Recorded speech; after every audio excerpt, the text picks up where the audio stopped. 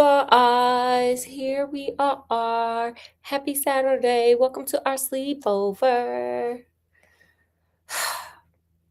You know, one of my favorite Real Housewives of Atlanta people is Kim. And she sings this song, The Ring Didn't Mean the Thing. And it's amazing. And I'm going to dedicate this story today to that. The ring didn't mean a thing.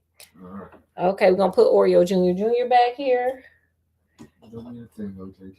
He's having a sleepover, and we're going to get started with this tale from Stillmore's Tales for the Midnight Hour. It's called The Ghost Revenge. Oh wait, let me do better.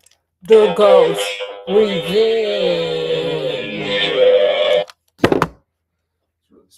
I know I scared the hell out of everybody. I ain't even started. Here we go. The young Confederate soldiers marched along the road, their bodies exhausted from battle, their uniforms bloody and torn. But they were the lucky ones. They had survived the awful battle that the Union soldiers had won. Many of their friends lay unalived on the battlefields, never to return. War is awful. The young lieutenant, named William Compton, rode his horse alongside them. It had been his first battle, and he had seen things he wanted to forget. Several times he had smelled unaliving lurking near him, but he had escaped. Okay, you doing it, sir. You a good soldier.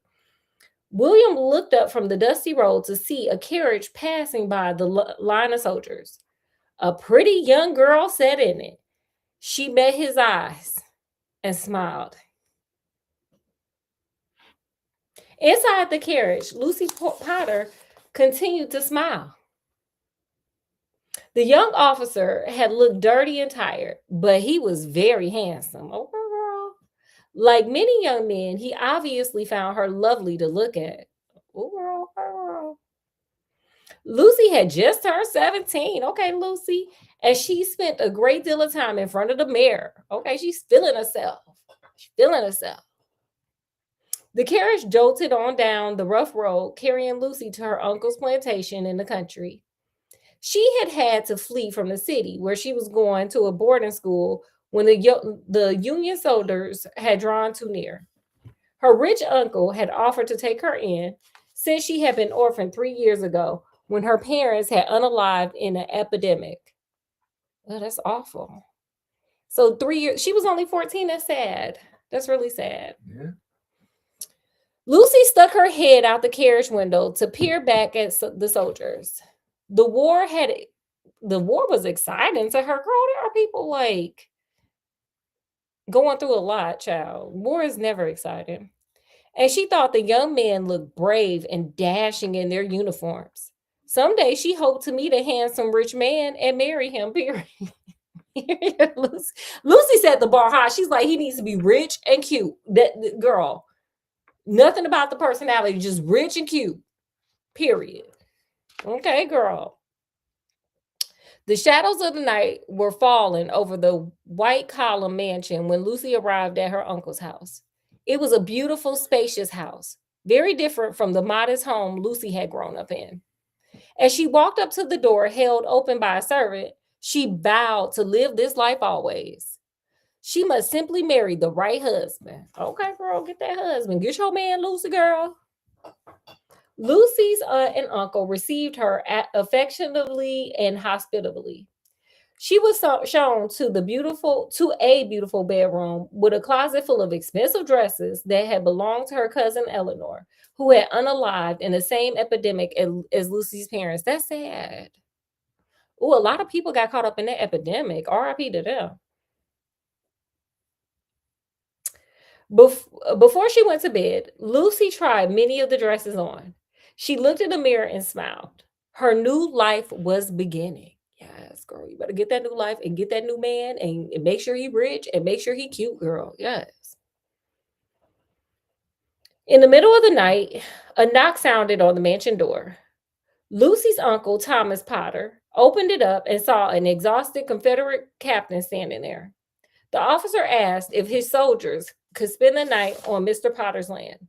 Mr. Potter readily agreed and invited the officer and his lieutenants to stay in the mansion. Lucy came down for breakfast the next morning dressed in a rose-colored silk dress that cast a glow over her white skin and set off her deep blue eyes, honey. She here for the girl. She trying to find it. She said, I'm gonna find that rich husband or unalive trying child. Get that husband, girl.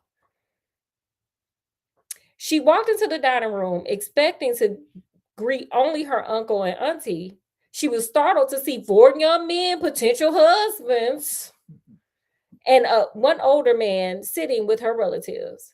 They were all dressed in gray uniforms of officers of the Confederate Army. My niece, Lucy Potter, her uncle said graciously. Then all the officers rose to meet her. He introduced each of them. Lucy nodded and smiled at each, but she smiled the most when she was introduced to Lieutenant William Compton. She's like, all 32 teeth was showing. Scott, if when I met you, if I did this, would you have married me? Well. He would have married me. Y'all don't worry about it. Not even a question. Let's keep going.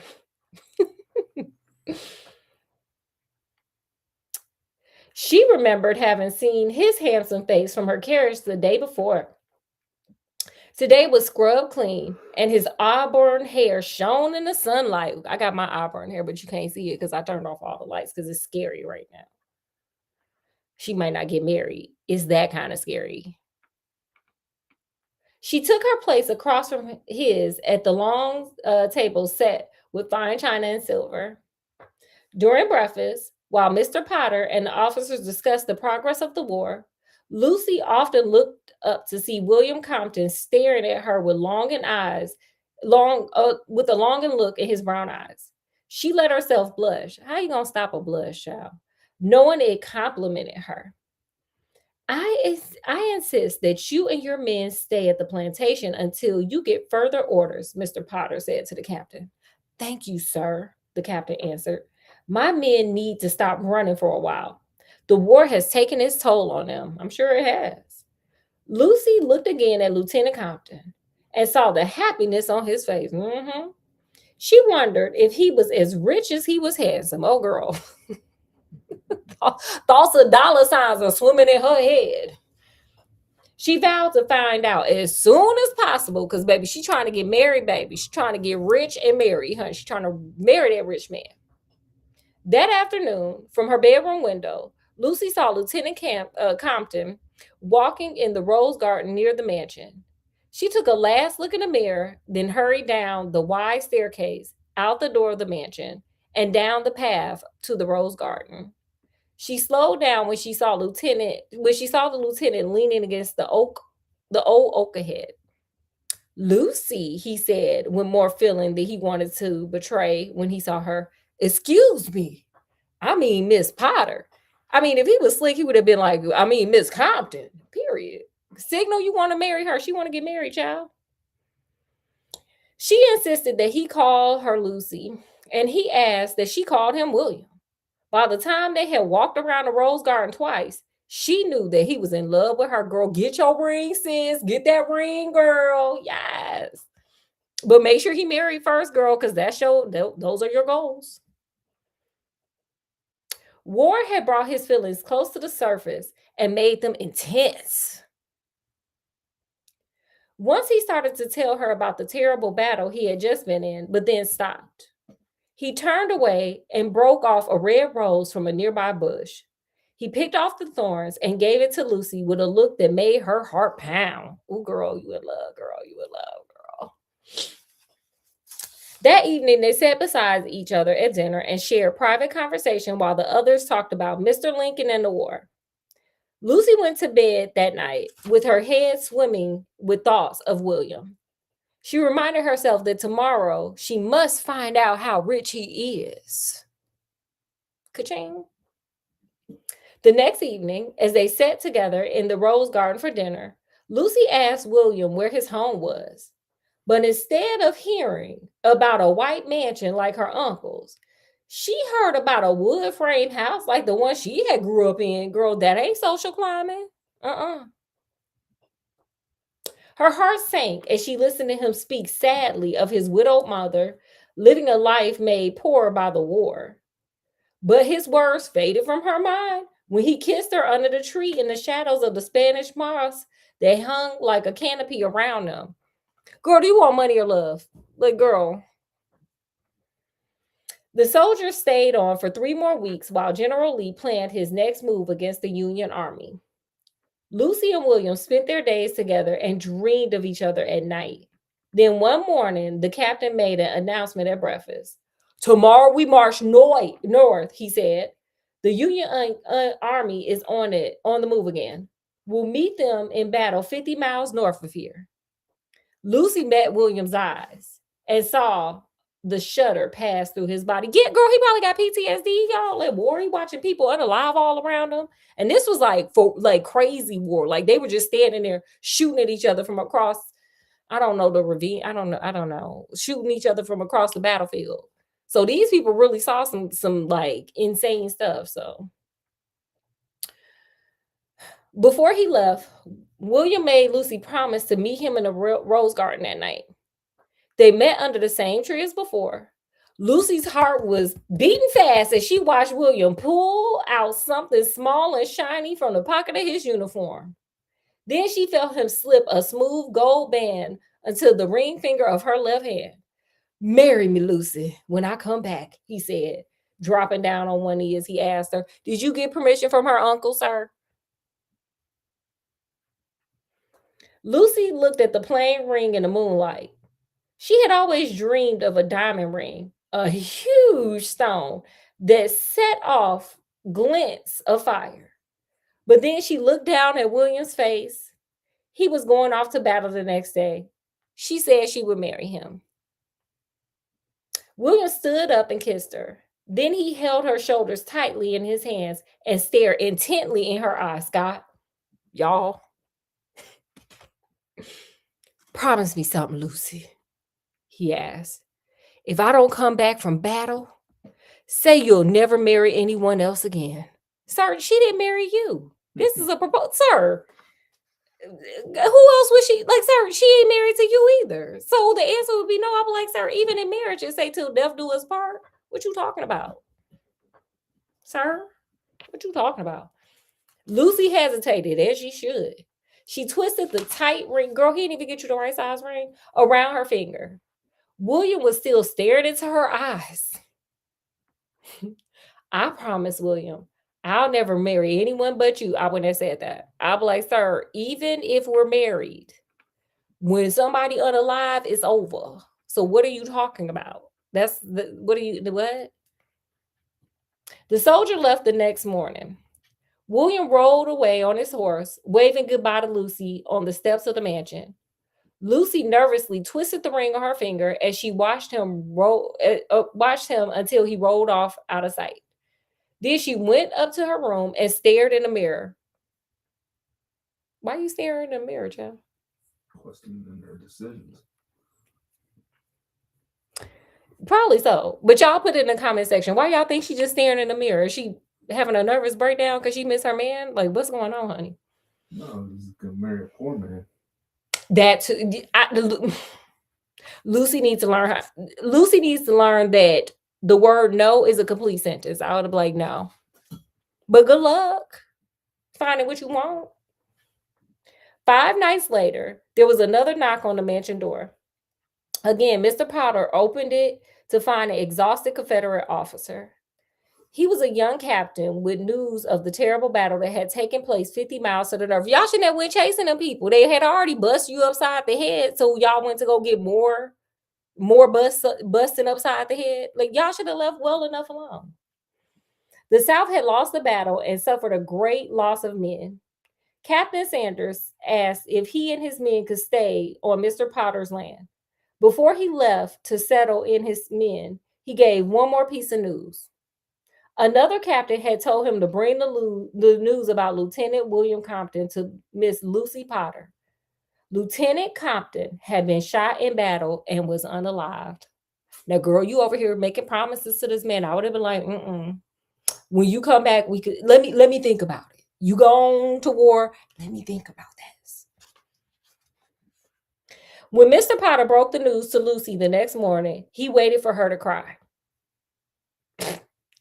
But she seemed to take Williams unalive and with great calm, girl, because he didn't have enough money for her to cry, child. She only betrayed her feelings by twisting the gold ring around her finger over and over again. The next weeks were confused and chaotic in the mansion. The young captain had moved into the house with his other officers. The servants and family tended to the sick and wounded soldiers quartered in the barns. Lucy found that the memories of William that haunted her were eased by the presence of Captain Sanders. Uh-oh, she done moved on, y'all. My girl said, well, you didn't have enough money anyway, sir. She found him handsome and was fascinated by the stories he told of his father's plantation. Oh girl, he got a little money over there. He got a little pocket change. Huh, girl, he got a little money. Which was still prosperous and safe in the deep South. Lucy suspected that Captain Sanders found her attractive. Yeah, girl, you a hot little 17-year-old. But he was too much of a gentleman to show it, especially since he had brought news of her fiance's unaliving. One day, Captain Sanders offered to take her to the cemetery where the Confederate soldiers unalived in the Great Battle had been buried. Lieutenant Compton was among them. Lucy eagerly accepted his invitation, and when the day came, she chose to wear a brightly colored dress. This is just inappropriate, child. You going to a graveyard to grieve your unalive fiance who a few weeks ago lost his life to war, and you wearing a bright dress. Ma'am, if you don't put on black, but okay, you trying to impress a rich man, so they complimented her. She rode in a carriage with the captain to the cemetery, nervously twisting the gold band around her finger as she listened to his stories of his life before the war. Ka-ching. When the captain took her to William's grave, she insisted that she be left alone there. And when she saw that Captain Sanders was out of sight, she pulled that gold ring off her finger and threw it into the weeds that had already sprung up over William's grave. She was done with him, okay? The ring didn't mean a thing to her, not him, her. Her aunt and uncle were shocked when 2 months later, Captain Sanders announced that Lucy had agreed to marry him. Lucy said, dollar sign, dollar sign, dollar sign. Okay, he cute and he got everything I want. Period. They were both eager to be married. Yeah, they were both eager to be married before the next great battle. Hastily, Mr. Potter arranged for the wedding to take place the next Saturday in the local church. Okay, girl, we got to hurry up and get this thing done. Lucy walked around the mansion as if on air, showing everybody the beautiful diamond engagement ring that Captain Sanders had given her. She like, look at that! Yes! That's what she was doing.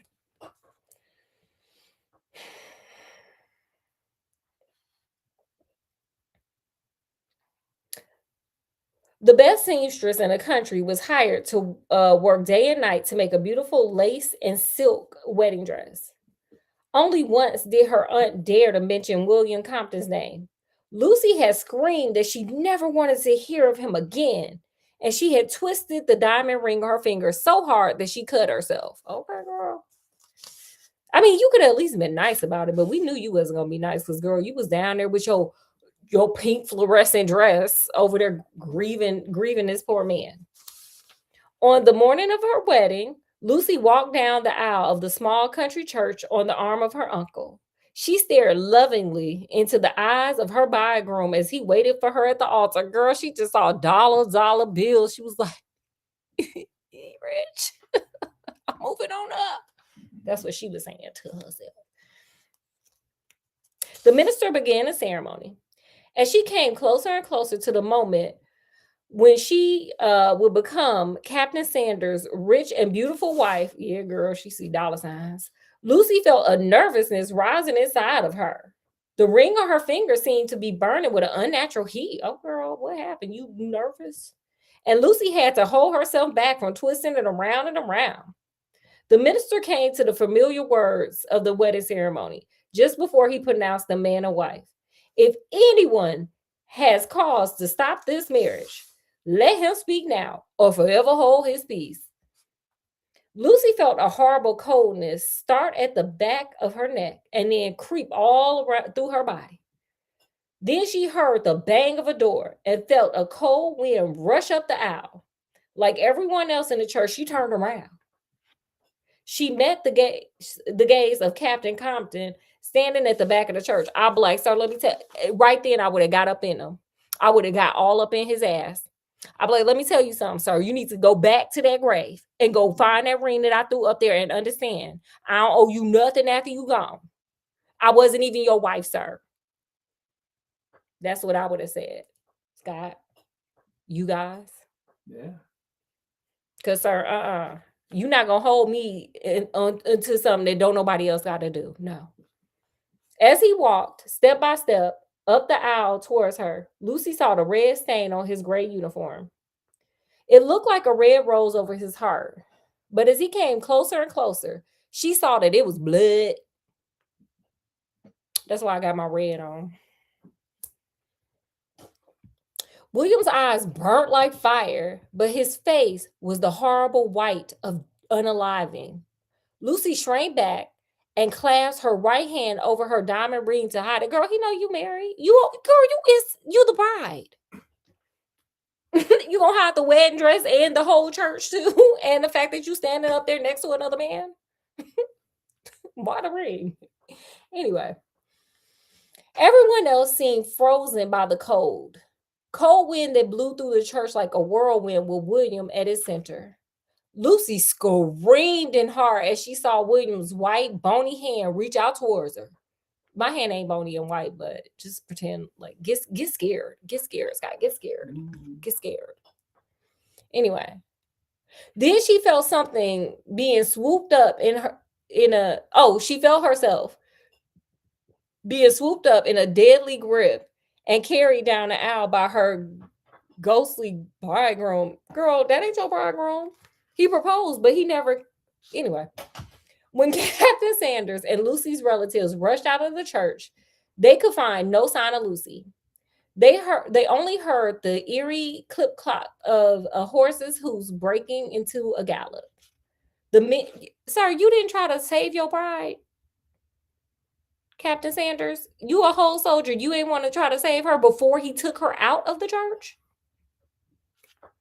Nobody wanted to do anything? Okay. They galloped down the road that led inevitably to the graveyard where William Compton had been laid to his uneasy rest. Captain Sanders ran through the tombstones to the place where he had brought Lucy only a short time before.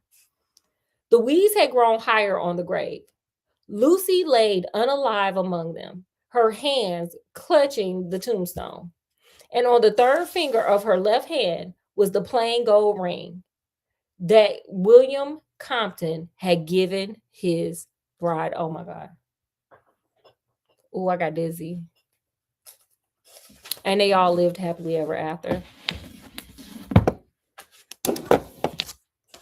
I don't know how he holding her accountable for something that even married people ain't got to do, but whatever. Okay, that's the end of our tale. You know how we end this. Lessons learned. You guys, what did y'all learn from this story? Put it in the comment section. Scott, what did you learn from this story? Don't make promises you can't keep. Period. Don't do it. Don't do it. Again, I'm going to just regurgitate what I said earlier. The word no is a complete sentence. If you feel it inside that you don't want to go along, do not try to please the people, honey. Just go ahead and tell them no. It'll sting at first, but I promise later on down the road, they will appreciate and respect your honesty. She should have just been honest from the get and just told that man no. First of all, these are my wants. I want a man with money. You meet the criteria for handsome, and I want a big old stinking fat diamond. I want it to be like this when I pull it out. Like, oh my God, girl, you see my ring? Like, you should have just spoke up for what you wanted, ma'am, instead of faking the funk with this man. So don't fake the funk. No, and understand no is a complete sentence. It might hurt you, it might hurt the person, but later on, they'll appreciate and respect the honesty. So that's the lesson learned you got from me. All right. Did you have anything else, Scott? I do not. Okay, so we're gonna come back with the Hitchhiker's Guide. Give me a few minutes because I like to dress up and do my face. It's my new to do. So we'll be back in give us 30, 40 minutes, and we'll be back for that. But we're gonna conclude this one, guys. So of course, as always, we hope you guys enjoy coming by and hanging with us. Of course, we always enjoy having you guys come by. Make sure you guys like, share, subscribe, check out some other videos if you want to. And so with that, we're going to bid you guys adieu. So from wherever we are to wherever you are, even from the grave, I guess. Peace, love, and happiness. Skinnamarink dinky dink. And we'll see you guys in, I don't know, 30, 40, an hour, minutes. See you later.